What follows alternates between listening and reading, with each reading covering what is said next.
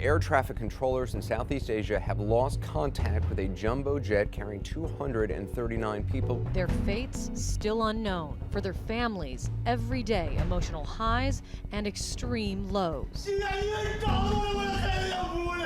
The Malaysia Maritime Enforcement Agency also spotted oil slicks in the South China Sea. Malaysian authorities, meanwhile, have identified 2 passengers traveling on stolen passports. Police say there's no evidence the 2 young men were part of any terrorist group. We have now learned that the plane was way off course when it disappeared, that the plane had almost done a complete U-turn. The question now is why, and another big question, of course, is where.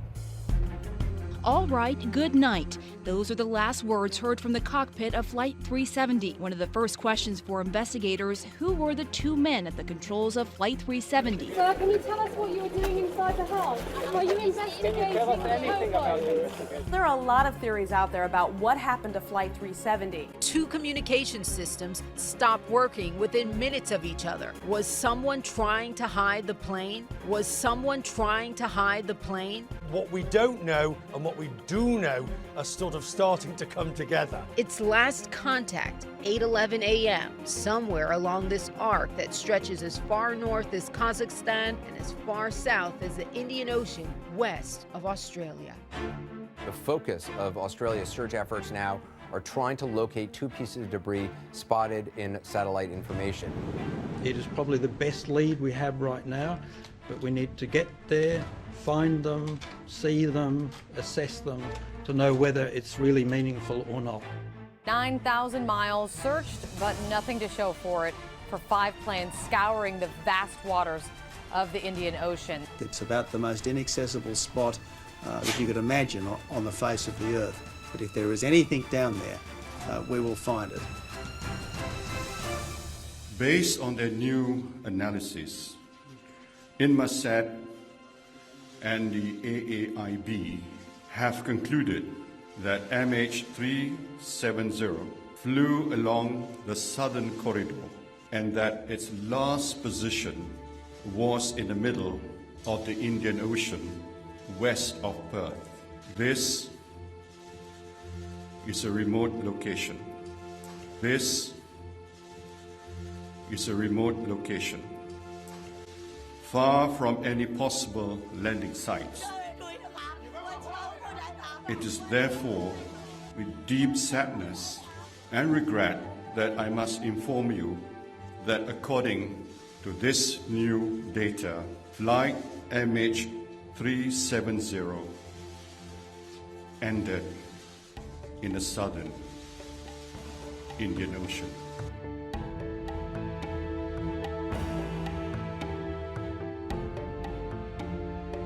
In recent news is the Malaysian Airlines Flight 370 that left Kuala Lumpur on March 8th of 2014, heading for Beijing.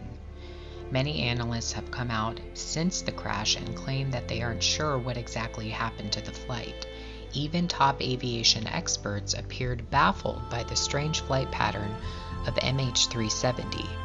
Some initially believed the plane crashed into the South China Sea, while others believed that the plane was hijacked by somebody and led to the Diego Garcia military base in the Indian Ocean.